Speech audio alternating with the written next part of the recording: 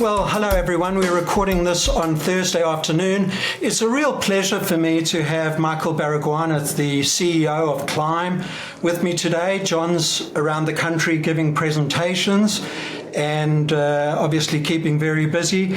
But Michael's here to answer some questions and to give us the benefit of his thoughts. And there's so much going on. Today, for example, we got new unemployment numbers came out, which were quite a shock to the market in the sense that we expected an unemployment rate of 4.3%, came out at 4.5%, which is the highest level of unemployment since, I think, November 2021. And yep. Funnily enough, and perhaps Michael can explain this, the market reacted quite positively. It shot up 70 points, and today we are knocking on the door of all-time highs. Michael, is it a case of kind of bad news is good news at this point in time? I think so, and it depends on which vantage point you're looking from. So the first thing I'd say is, why do we think unemployment's going to go up, and what do we think is the right number? And that's always a very vexed question. What's the right amount of unemployment? You know, many would say zero. Others would say, look, you get further down the line in skilled labour, you get to a point where some people are not employable in normal occupations, and you compromise on service quality. So there is actually a fine line between what is optimal employment and what that means for markets. I think the obvious one here, though, was unemployment slightly up means, you know, likely to be more, I guess, a tilt towards an interest cut in the near future. Interest cut in the near future means more asset inflation, more capital for assets, more capital for investing, lower cost borrowing for corporates. So if you're a shareholder in a company, you're looking for the lowest interest rate you can, the lowest cost of capital you can get. Any signal that's going to, I guess, create a bow wave for you on that sentiment is good in the short term, hence the asset prices. On the broader macroeconomic question, look, we've been soaking up any spare human capital in our economy by driving up the number of people employed in public service. You know, the NDIS, since implementation, has created this whole industry of work that was previously largely volunteer-led. So, you know, when you soak up all the capacity in the economy and the public service, I think we're creating other issues around the place. But in the very short term, you just say slightly higher unemployment, more likely interest rate cut, lower cost of capital. Yeah. And I mean, the RBA has emphasised, particularly in their minutes, which were released the other day, that they are going to be data-driven. And no doubt they'll be watching for the quarterly CPI figure, which comes out, I think, on the 29th of October. And then the 5th of November, they'll make their decision. Probably finely balanced, but I think today's number tilts it towards the probabilities of a rate cut. Michael, one of the big themes that I've been reading about, and it's all over the newspapers, particularly the financial press, but because global share markets have done so well, and most of them are hitting all-time highs. This morning, the S&P 500, the benchmark US index, hit another 34th all-time high of this year. A lot of people are starting to say perhaps we're in a bubble. How do you feel about that? Is that something that concerns you? Is there a bubble? Are valuations just outrageously expensive? And how should investors and our investors respond to that kind of theme? Such a complicated thing to try and pick apart. I mean, it's always obviously a bubble once it pops. And until it pops, it's a new paradigm. Yeah. So, you know, where are we at the moment? What's the reason for this bubble, or this, you know, let's not call it a bubble. Let's say these high price earnings, which is typically the signal we use. There's a lot of exuberance in the market around where AI is going to be applied and how that's going to transform different industries. And there are really obvious sort of use cases for automation that are going to address some of these personnel shortfalls in economy. So I think there's reason for excitement, which then, you know, flows into forecast earnings higher, which means justifying a higher price. I also think, frankly, across certainly the Western world and also across Asia, there's been just so much quantitative easing that money has to go somewhere. And the reality is that either you're going to pay more for a loaf of bread or you're going to pay more for a house. and you're going to pay more for a company. And I think for the most part, the quantitative easing across the world continues to find its way into assets, whether it's gold, cryptocurrencies, real property, shares. It's the same thing. And it's a big theme of John and my conversations around the intergenerational gap that's been created by asset inflation beyond wage inflation. Yeah. So I'd say that's, but did I answer your question? Are we in a bubble? I always get uncomfortable when asset prices get above, long-term trends, because I was an advisor at the time just before the GFC. I remember being spruiked all these American houses and all these housing funds and thinking they're so far away from the long-term average. It will, it's more likely to go down than up.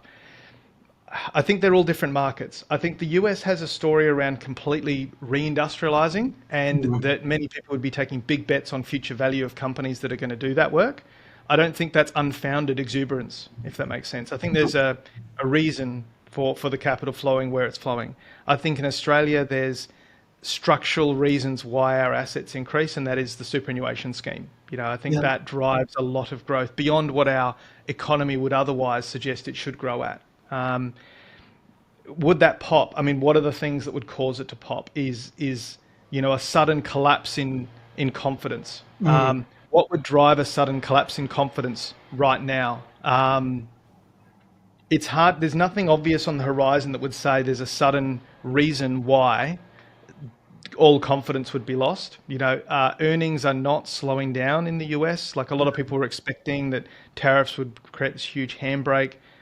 It's certainly changing where the money's going, but it's not overall eroding the fundamentals of that economy. So it's easy from a PE perspective to say bubble. It's hard from a macroeconomic trend pressure market, activity perspective to say it's a bubble. Yeah, it's so interesting to talk about price earnings multiples, because whereas the United States, it's on a PE of about 22, 23, but their earnings growth is really, really strong. Exemplified by the Magnificent Seven. They're all involved in the AI boom.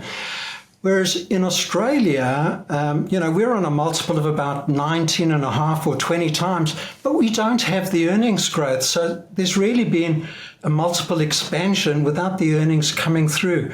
Do you worry that kind of Australia's falling a little bit behind? We're not as entrepreneurial. Our economy doesn't have the same dynamism that the United States has. Is that something that concerns you? Absolutely. And there's a lot of things to pick apart here. So you nailed it with the earnings growth, right? So when we sort of go, is it a bubble, is it not? You arguably would say, well, if earnings are growing, we're not speculating here. These businesses are making more money.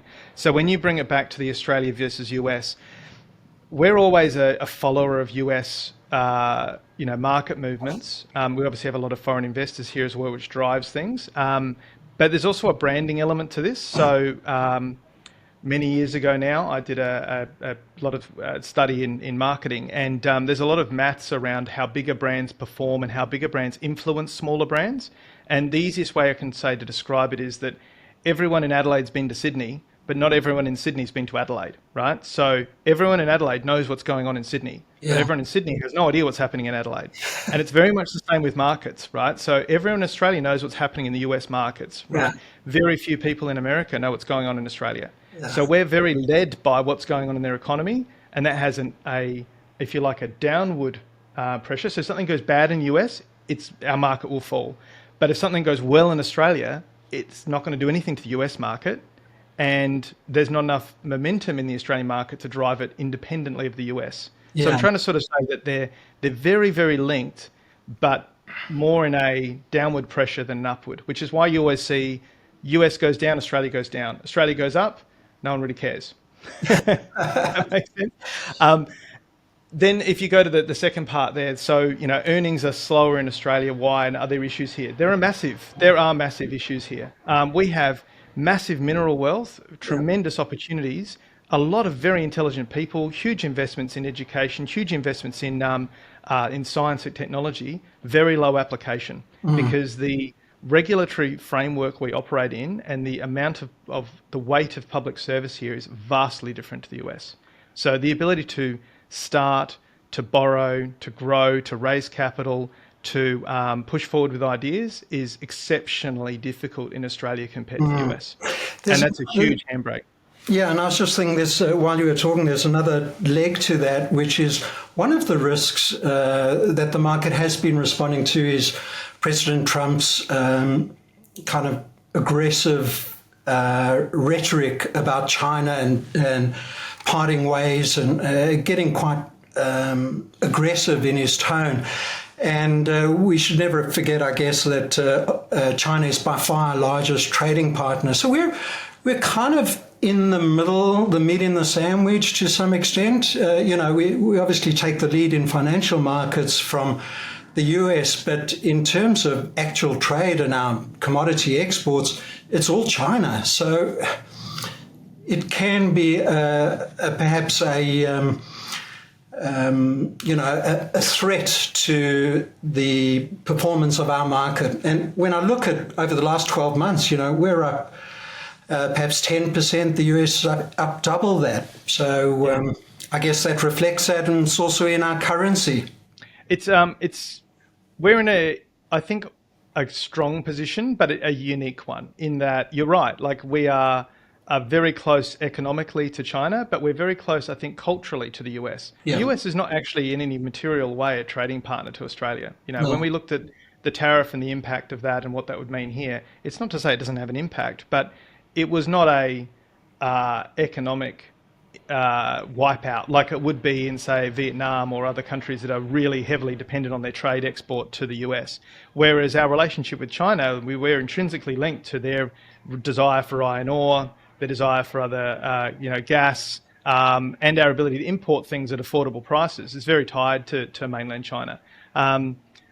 It's a very difficult political conundrum because it seems that our left side of politics are very good at being friendly with China and annoying our strong cultural partner, and the right are very frankly sometimes disrespectful to one of our biggest trading partners for no gain other than to try and chest beat, Yeah.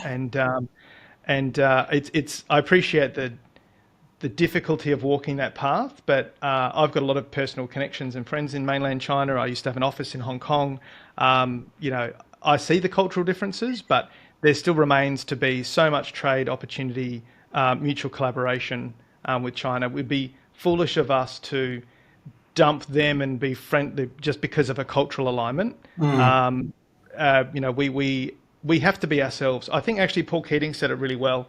And I'm not going to try and quote him because there'll be a video somewhere and I'll just totally trash it.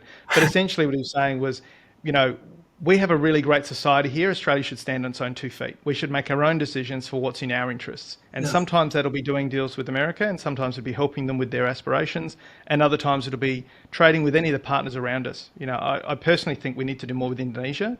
I think Indonesia is an up-and-coming economy. I think there's, it has its own challenges. It's got a lot of, there's a bit of a, you'd probably call an Arab Spring moment happening across Indonesia at the moment, but there's certainly another economy we should be really close to when we can for trade and export and collaboration.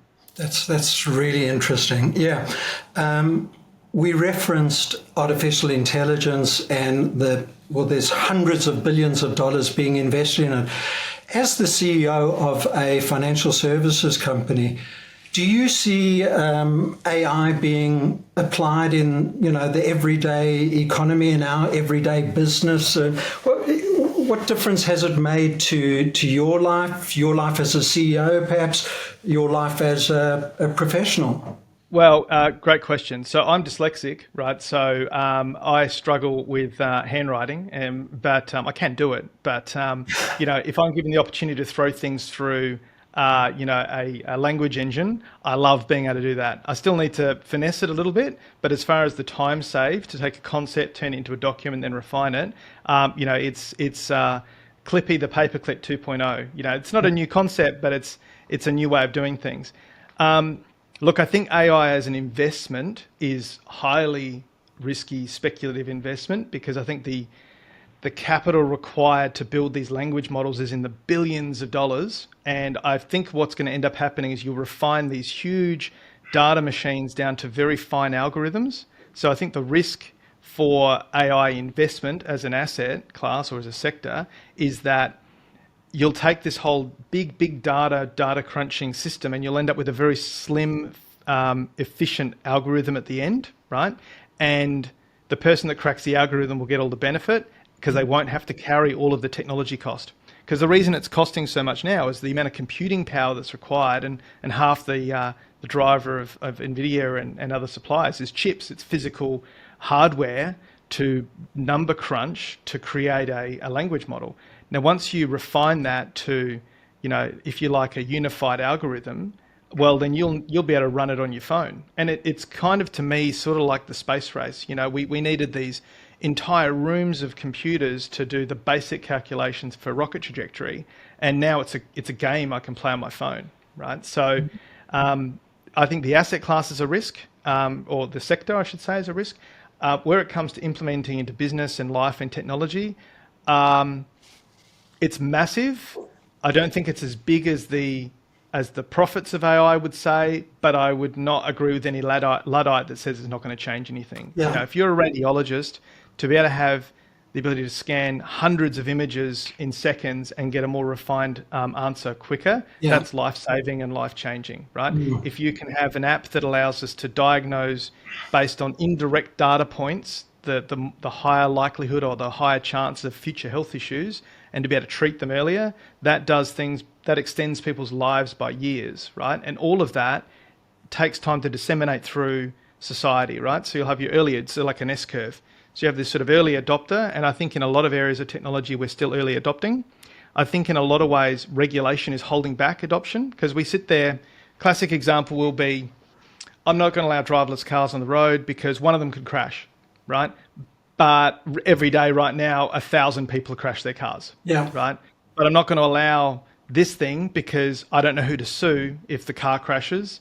So even though there's this massive reduction in car accidents, I'm not going to accept it. And I think there's a lot of regulation that holds us back with AI in that respect when it comes to medical, engineering, business applications, and roads.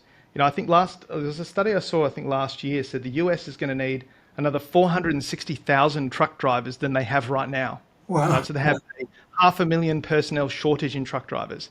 And then you go, right, so should we be implementing automated driving? Yes. And even if that just allows one truck driver to pay attention at the start and finish and sleep during the rest of the time, there's huge savings. I think we're getting in our way a lot. So I think that the prophets are saying it could change the world, and they're mostly right. But it's just going to be how much of a handbrake we put on ourselves to get there. Well, it's a fascinating example you give. Michael, you've been in the chair as CEO of Clime for a while now. I know that you've done a lot of videos with John and Leo, and they've been on YouTube and so on, but you haven't been on The View.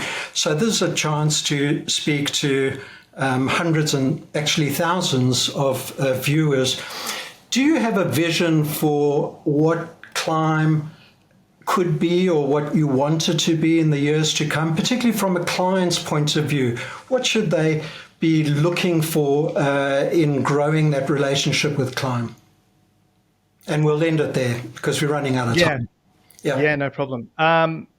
Look, really what I want to make sure Clime is a reliable, strong partner for clients across every aspect of funds management, right? So my goal is to make sure that any client that's dealing with Clime knows they're dealing with a company that can find them things they can't find themselves easily, teach them things they want to know, and can back them up if something goes wrong. That's essentially the vision, right? So to do that, it's making sure we've got really great portfolio managers across every asset class, and we've got just fantastic people in the team with Steve Lambeth and Jason and Leo and the guys that we've got there, making sure that they're accessible to our investors as well. I don't like this idea where you can't get to the chief investment officer. I feel like everyone in the team needs to be accessible to our clients. That's who we're here to serve. And I want to make sure they know that, because nothing's perfect. We will break something, we will knock something over, something will happen. I want to make sure that they know they've got confidence that we can fix it and that we'll stand behind our decisions. Well, I think that's very well put. It's been a real pleasure to have you on The View, and thank you so much for your time, and we'll make sure that we revisit in the not too distant future. To our viewers out there, thank you so much for paying attention. See you next week. Brilliant. Thanks, Paul. Hi, I'm Michael Barrack. Hope you enjoyed that short video. Just a quick reminder that we have investor briefings, so you can come along and talk about the ideas we present, what's going on in the markets, and what we think about the latest movements of Trump and everyone else all around the world. So if you've got time, come along. It's on the 18th of November in Melbourne and the 19th in Sydney. So if you can come along, it'll be an in-person event, and we'd love to see you there. Thanks a lot.